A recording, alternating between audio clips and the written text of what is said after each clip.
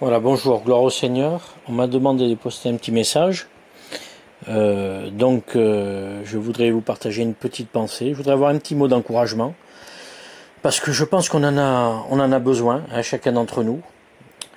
Je voudrais faire une lecture avec vous dans le psaume 121. Le psalmiste va dire ces mots. Je lève les yeux vers les montagnes. D'où me viendra le secours? Il dit, le secours me vient de l'Éternel qui a fait les cieux et la terre. Il ne permettra point que ton pied chancelle. Celui qui te garde ne sommeillera point. Et vous savez, j'ai sélectionné ce texte de la parole de Dieu parce que je suis conscient que nous vivons pour certains des moments difficiles, que ce soit à cause de cette maladie. Ou alors, vous savez, on n'a pas besoin d'être forcément malade pour vivre des moments pénibles. Et dans ce texte, nous voyons que le psalmiste décrit son épreuve comme une montagne, comme des montagnes. Et vous savez, il nous arrive de vivre dans nos vies des situations pénibles, que ce soit au sein de nos foyers, que ce soit avec nos enfants, que ce soit en ce qui concerne les épreuves de la vie, hein, les difficultés de la vie auxquelles il faut faire face. La Bible dit que nous brochons de manière différente. Il y a beaucoup de choses qui peuvent affecter l'homme. Et vous savez, il arrive de voir ces choses dans nos vies comme des montagnes.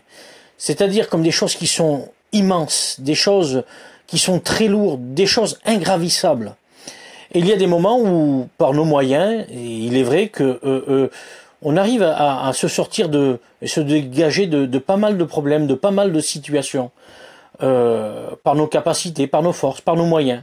Il arrive. Mais il y a des moments où, dans la vie, il y a des choses que nous vivons qui sont comme des montagnes. Des choses qui paraissent qui ne bougeront jamais. Des choses qui semblent ingravissables. Et je voudrais avoir ce mot d'encouragement pour vous.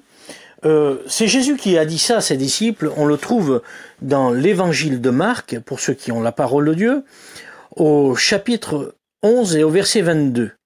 Il est dit, Jésus prit la parole et leur dit, « Ayez la foi en Dieu ».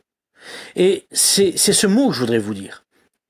Dans cet après-midi, ayez la foi en Dieu. Et il dit, je vous le dis en vérité, si quelqu'un dit à cette montagne, ôte-toi et jette-toi dans la mer, s'il ne doute point en son cœur, mais qu'il croit que ce qu'il dit arrive, il le verra s'accomplir. C'est pourquoi je vous dis, tout ce que vous demanderez en priant, croyez que vous l'avez reçu et vous le verrez s'accomplir. Et vous savez, le mot que j'ai sur mon cœur, c'est ça.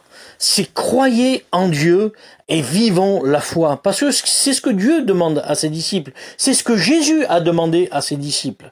Et vous savez, lorsque nous vivons des moments d'adversité, lorsqu'il y a des montagnes devant nous, il semblerait que, excusez-moi, mais ça peut nous arriver de nous sentir incompris, comme si que personne ne prenait réellement la mesure de la chose dans laquelle on vit, on est en train de vivre.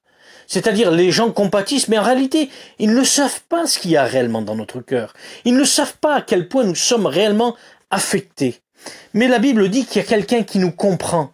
Lorsque nous lisons dans le livre d'Ésaïe, au chapitre 40 et au verset 12, la Bible dit que Dieu, lui, il pèse les montagnes à son crochet et il dit que les collines sont sur sa balance.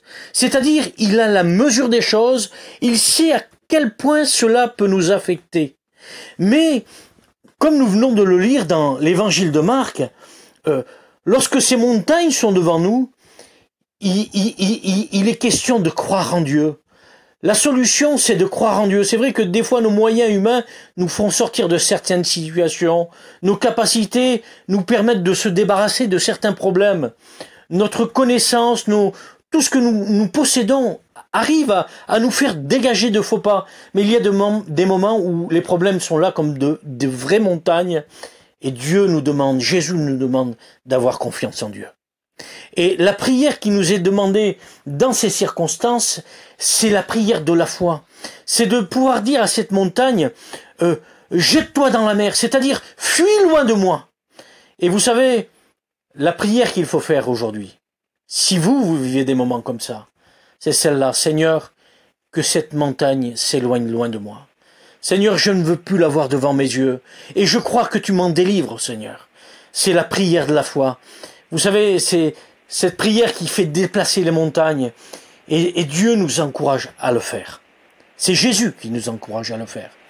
Et c'est vrai que nous vivons tous des moments peut-être pénibles, que ce soit des moments d'épreuve, d'épreuve de la vie, circonstances de la vie, ou même des moments d'adversité, parce que n'oublions pas que le diable est toujours là. Mais la Bible nous dit, et je voudrais vous rappeler ces mots-là, ça se trouve dans Ésaïe 54 et au verset 17, il est dit « Toute arme forgée contre toi sera sans effet ». Et ne l'oubliez pas, le diable est toujours là. Et il forge des armes contre nous. Il essaye de nous décourager par des paroles. Il essaye de nous blesser.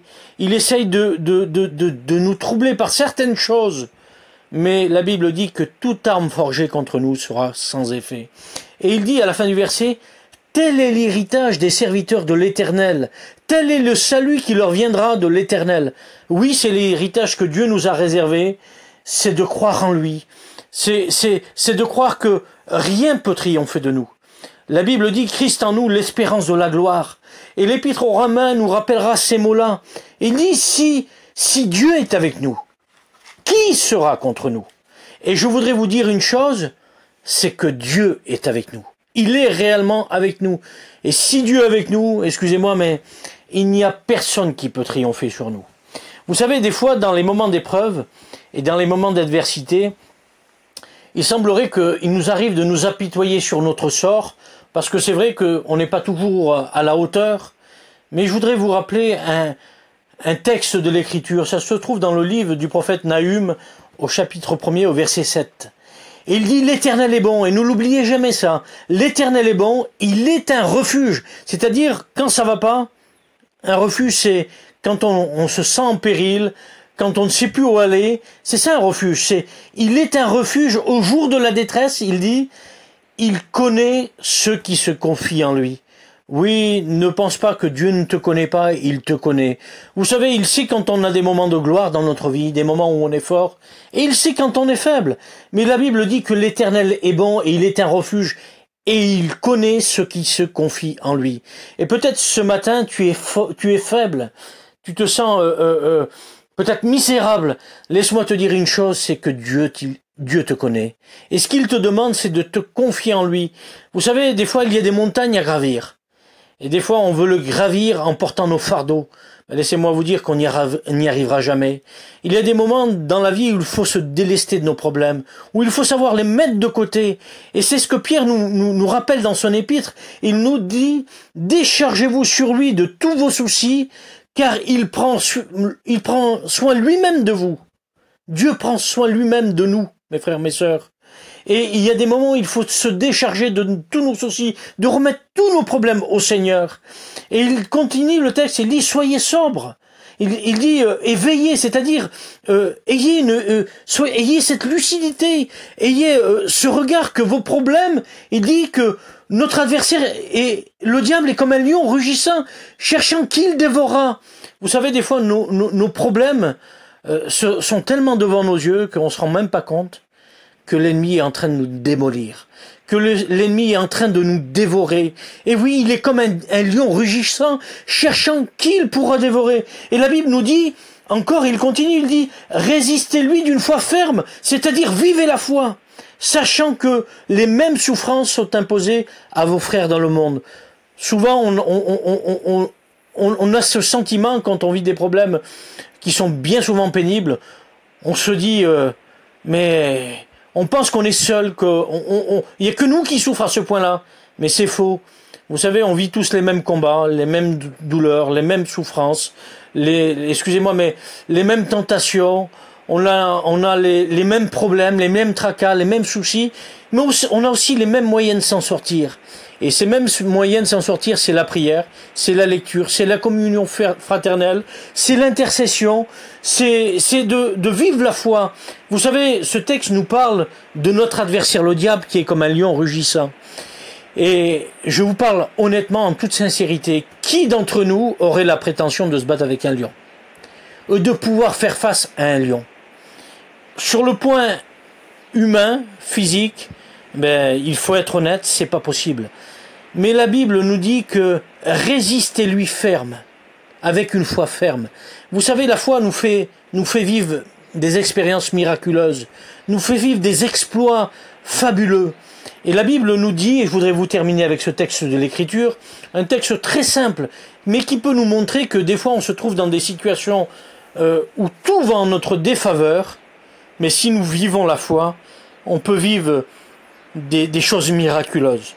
Et vous savez, la Bible nous est parlé des vaillants héros de David dans le livre de Samuel, au chapitre 23 et au verset 20, et il nous est parlé d'un homme en particulier qui s'appelle Benaja, et il dit de lui quelque chose de très simple. Il dit, il descendit dans une citerne où il frappa un lion un jour de neige. Et je voudrais vous faire réaliser une chose à travers ce qui est dit de lui. Il dit, il descendit au milieu d'une citerne, c'est-à-dire dans le pire des endroits. C'est-à-dire dans une impasse, au fond du gouffre, dans une citerne. Et il dit que cet homme va se trouver avec le pire des adversaires. Un adversaire qui, humainement, on ne peut pas faire face. Il dit, il descendit dans une citerne où il frappa un lion, le pire des adversaires, un lion. Et il dit, un jour de neige. Il dit, il descendit dans une citerne où il frappa un lion un jour de neige. C'est-à-dire, il se trouve dans le pire des endroits, avec le pire des adversaires, et dans la pire des conditions. Et oui, mes frères, mes sœurs, il nous arrive que souvent dans la vie, on a des combats où tous les paramètres sont contre nous. Pire des endroits, pire des moments, pire des conditions. Essayer de combattre un lion dans une citerne, on ne peut pas s'échapper. Physiquement, il est plus fort que nous. Et un jour de neige, excusez-moi, mais on perd tous nos appuis, toute notre stabilité. Vous avez déjà marché sur la neige, à combien c'est difficile? Mais vous savez, il y a des moments dans la vie où tout va en notre défaveur. Mais si nous savons vivre la foi et saisir la foi, eh ben, on peut vivre des grands combats. On peut vivre des choses miraculeuses. L'impossible, Dieu devient possible. Et je voudrais vous rappeler ce texte de l'Écriture. Si Dieu est avec nous, qui sera contre nous? Et je voudrais vous dire ça, on est des enfants de Dieu. Dieu est avec nous. Il a dit même dans Matthieu 28, « Je serai tous les jours avec vous jusqu'à la fin du monde. » Alors j'ai essayé de vous encourager par ces quelques mots. Que le Dieu vous bénisse à chacun. Et croyez-moi, mes frères, mes sœurs, on prie chacun les uns pour les autres et on connaît vos combats. Et que Dieu vous bénisse.